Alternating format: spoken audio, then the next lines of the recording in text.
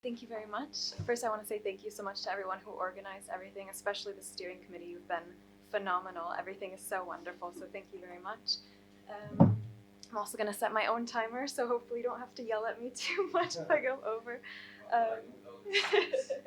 Modern technology. And I also recognized my position in a room full of so many activists who come forward from the Department of Literature and chat about books, but I'm hoping to draw on the acts of resistance and violence that can be found in literature and their real-world application. So yes, my presentation today is titled They're Just Animals, Sacrificing the Non-Human for the Greater Good, and I'll be discussing dehumanization and acceptable violence in the novel Tender's the Flesh. If I can switch to the next one, that would be great. Is it just enter? Down. Sorry.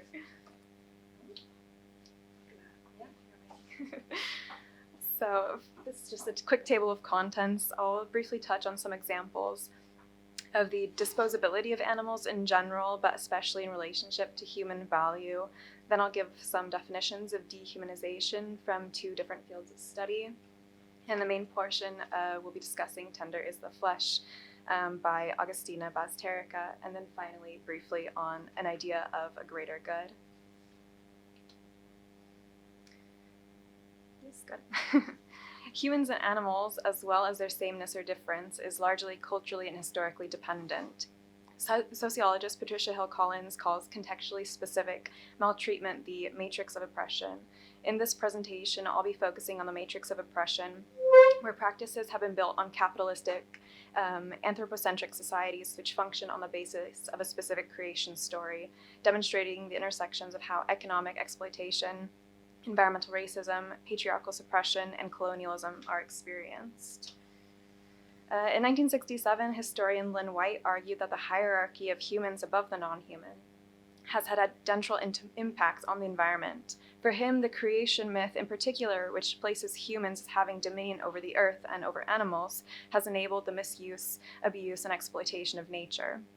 The widespread acceptance of consumption as a source of personal gain and personal power has heightened the infliction of violence on the planet and to its inhabitants, both human and non-human. These are two examples of recent cullings of non-human animals in the name of human safety. In 2020, Denmark's government ordered all farmed mink to be killed after discovering a mutated strand which allowed for COVID-19 to be passed from human handlers to the mink and back again. As a result, up to 17 million mink were destroyed, the most common method through gassing. Jeppe Kofod, the Danish Minister of Foreign Affairs, responded to criticism expressing that the government would rather go a step too far than take a step too little. In 2023, over 40 million egg-laying hens were culled in the United States after an outbreak of avian flu. The most common method of destroying the birds was through suffocation foam or through shutting down ventilators, which essentially suffocated the animals by boiling them at 40 degrees Celsius. A supervisor at an egg factory in Iowa, which slaughtered 5 million birds alone, acknowledged that the methods were, quote, inhumane, but dismissed the outcry as, quote, chickens are chickens. These are just two examples of justifying mass killings of animals on the basis of sparing humans. There is even a willingness to sacrifice financially in these events with additional labor and lost product. So let's consider then what has happened and what continues to happen when humans are racialized, gendered, classed, and dehumanized to the benefit of a superior group. This presentation employs an interdisciplinary approach in considering concepts of objectification and othering, drawing from ecofeminism and from social psychology to define dehumanization. The philosopher Françoise Dubon is credited for coining the term ecofeminism in her 1974 book, I apologize to the French speakers in the room, Le Féminisme ou la Mort.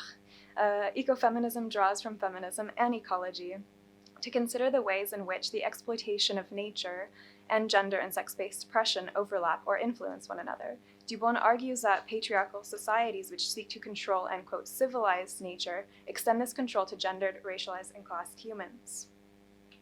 In the preface of the New English translation of Dubon's Le Féminisme ou la Mort, or Feminism or Death, Philosopher Miriam Bahofu and scholar Julie Gorecki write, quote, "In our opinion, there is a clear connection between the treatment of the bodies of women, the enslaved, the disabled, and the racialized, and the treatment of lands, animals, and plants. They are all naturalized terrains of experimentation or conquest," end quote. The label of who is a person or is not a person has not automatically been granted to all Homo sapiens. Humans have been animalized and dehumanized to excuse exploitation for the advancement of the so-called superior. Ecofeminist Val Plumwood expands on Dubon's work in feminism and the master of nature with what she calls the master model of dualized pairs.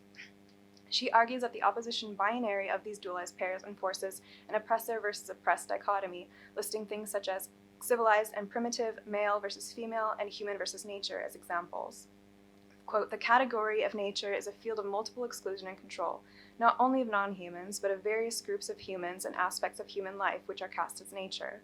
Thus, racism, colonialism, and sexism have drawn their conceptual strength from casting sexual, racial, and ethnic difference as closer to the animal, and the body construed as a sphere of inferiority, as a lesser form of humanity lacking the full measure of rationality or culture," end quote. She goes on to say that, quote, "To be defined as nature in this context is to be defined as passive, as non-agent and non-subject, as the environment or invisible background conditions against which the foreground achievements of reason or culture, provided typically by the white, Western, male expert or entrepreneur, take place." I'll also briefly draw upon the fields of psychology and sociology in the definition of dehumanization, specifically looking at academic Daniel Bartal, whom I believe lectured at this university. And he describes dehumanization as a delegitimizing belief, which involves, quote, "labeling a group as inhuman, either by reference to subhuman categories or by referring to negatively valued superhuman creatures such as demons, monsters, or satans. By separating the human from the dehumanized other, the possibility and excusability of inhumane behavior and treatment is permitted." Psychologist Nick Haslam proposes two forms of denying humanness, or dehumanization, which he calls animalistic, which is the top one, or mechanistic, which is the bottom one, and probably would go along with the previous presentation.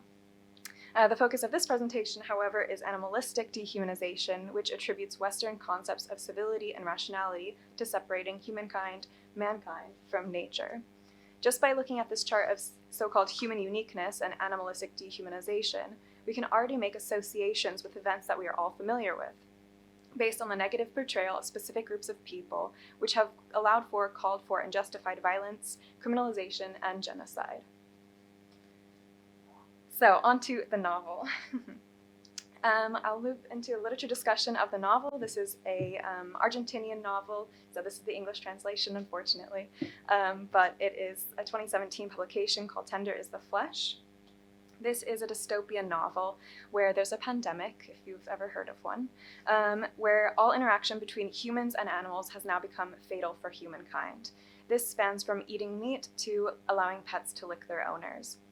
So therefore, domestic, wild animals, and livestock animals are all destroyed around the globe.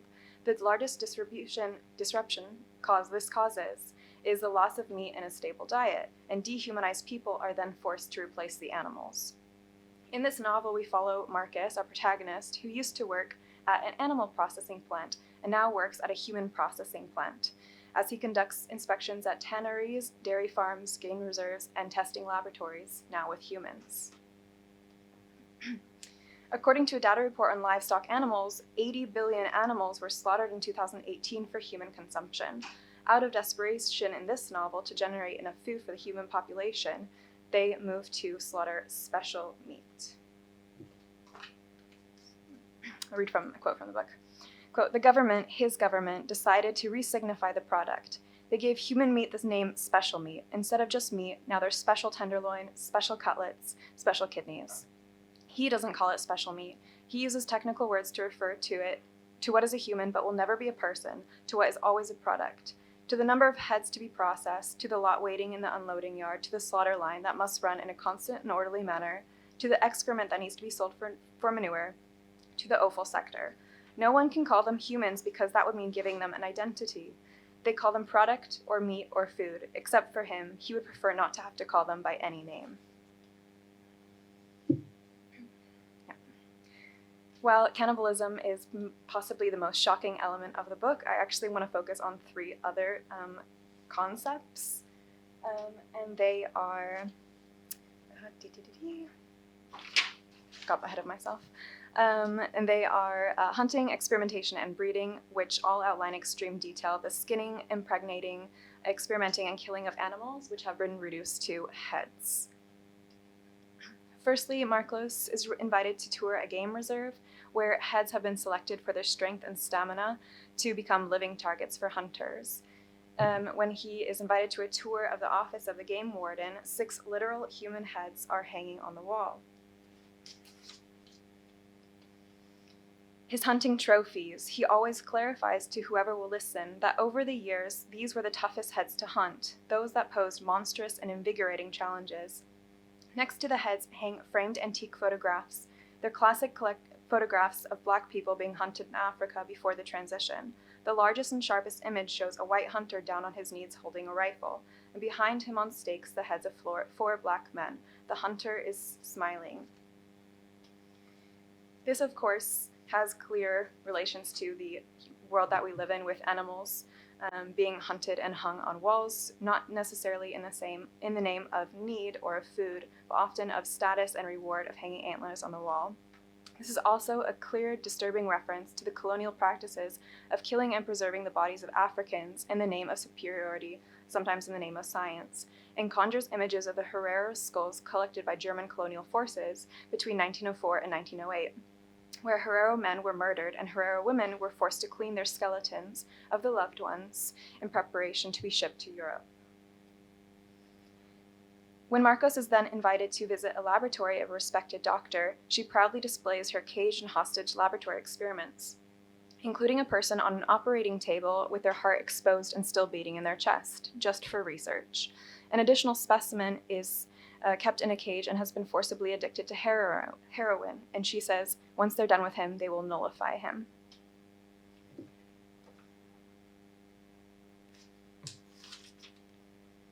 He sees specimens without eyes, others hooked up to tubes, breathing in nicotine all day. Other specimens have apparatuses on their heads, stuck to their skulls. Some look like they're being starved, some have wires sticking out of every part of their body. He sees assistants performing vivisections, others pulling pieces of skin off the arms of specimens who haven't been given anesthesia, and heads in cages that he knows have electrified floors. This has clearly 2 connections, both to our regular world and into the treatment of non-human animals and to humans. The animal testing for cosmetics, medications, and other human uses has been a hot topic of debate for decades, with various countries banning and re-implementing the procedure, particularly using animals such as beagles, mice, and monkeys. It is also a horrific reminder of scientific racism, of justifying torture in the name of advancing science, clearly inspired by the Nazis' experimentation on Jewish and Romani people during the Holocaust. References to historical experimentations on humans is outrightly stated by the narrator, who says, quote, "At first they called her Dr. Mengele behind her back, but then experimenting on humans was naturalized, and she went on to win prizes," end quote. The cruelty of the experimentation on dehumanized people is justified for the benefits it may have for the supposedly superior human. And finally, onto a section on breeding. Behind the scenes, as you wouldn't have known if you hadn't read the book, is that Marcos is gifted a female head, not a human, and he's expected to slaughter her and eat her. However, he decides to continue to keep her at home. He imprisonates her and calls her Jasmine. He goes on to impregnate her, to rape her, and in the final pages of the novel, after Jasmine has given birth, Marcos kills her. Her worth as a breeder has been fulfilled, and Marcos coldly disposes of her. His wife is in the room when Marcos kills Jasmine, and her initial reaction is not to relate to her as a human being or as a woman, but instead to see her as a breeding animal. I think I have enough time to read the full passage. So I won't give you a trigger warning, but I'll give you a spoiler warning because I'm about to read the entire last page of the novel. Jasmine is only able to stretch out her arms desperately towards her son. She tries to get up again, but is cut by the pieces of glass from the broken lamp. He sits down behind Jasmine. She looks back at him in despair. First, he puts his arms around her and kisses the mark on her forehead. He tries to calm her down. Then he gets onto his knees on the floor and says, Easy does it. Everything's gonna be just fine. Take it easy. With a wet rag, he wipes the sweat from her forehead. He sings Summertime into her ear. When she calms down just a little, he stands up and grabs her by the hair. Jasmine is only able to move her hands, is trying to reach her son. She wants to speak, to scream, but there are no sounds. He picks up the club he brought from the kitchen and hits her on the forehead, right where she's branded. Jasmine falls to the floor, stunned, unconscious. Cecilia, his wife, jumps when she hears the thud and looks at him without understanding. Why, she yells, she could have given us more children. As he drags the body of the female to the barn to slaughter it, he says to Cecilia, his voice radiant, so pure it wounds, she had the human look of a domesticated animal. This is a clear reminder of the enslavement practice, especially in the United States, of chattel slavery. The ownership over Jasmine and her child is a reference to the enforced reproduction of enslaved women, often by their so-called owners or masters, for economic gain. Enslavement was hereditary, and by raping and impregnating enslaved women, another generation of property was created to be worked, sold, or treated however the owner saw fit. It's also a connection to companion animals, which we as humans breed to form specific creatures with the fastest, strongest, shiniest, or most loyal animal possible. While companion animals tend to have a different relationship with humans than wild animals or livestock animals, with humans bringing pets into their homes, sometimes sharing a bed, calling them family, they also are reminded of their place if there's ever a threat to human life. For example, the main one would be dogs being destroyed if they pose a threat. I'm now reaching the conclusion of my presentation, where I'll try quickly to summarize, but also end on a somewhat hopeful note, because I know this book is quite horrifying. Remembering this chart of animalistic violence and dehumanization, I have aimed to portray both real and fictional events of violence towards humans and non-human animals, and the dangers posed by creating such a hierarchy. Groups have been compared to monkeys, pigs, rats, insects. In feminist discourse, it is widely understood that the objectification of women is performed by placing ownership. Women should be submissive and are considered closer to nature. People with disabilities are denied autonomy and animalized. Indigenous groups are denied their humanness and called uncivilized and in need of colonization. I've only mentioned a handful of real-world examples and applications, but all four use narrative techniques of oppressing and exploiting marginalized groups through dehumanization. These are examples of enslavement, experimentation, and genocide around the world, which were enabled through the intentional separation of humans from animals and then the placement of othered humans into the category of non-human through verbiage such as cockroach, savage, and subhuman. Augustina Bazterrica intentionally creates a world which functions very similarly to the one in which we live. The acts of violence she details happen every day to millions of non-human animals around the globe for the purpose of meeting the dietary needs of humans, of finding vaccines to ensure the survival of the human race, and of providing entertainment for humans. Yet it is the removal of animals and tender is the flesh which transforms it into a dystopian novel, a horrifying world where people are placed in cages, systemically raped and murdered, and otherwise suppressed and exploited. As demonstrated in this presentation, I hope, the disturbing scenes portrayed in this novel are additionally distressing because they are based on the historic events of how humans have treated their counterparts. By removing humanity, dehumanization intentionally allows for widespread violence against racialized, gendered, class, and otherwise othered bodies. Yet through the intentional recognition of history and identity, there is evidence of a path of coexistence and sustainability, both between humans and the natural world. I will not try to minimize the path forward, but I've hoped to demonstrate the necessity of recognizing the dangers of dehumanization and to combat it in any and every form in which it appears. Thank you.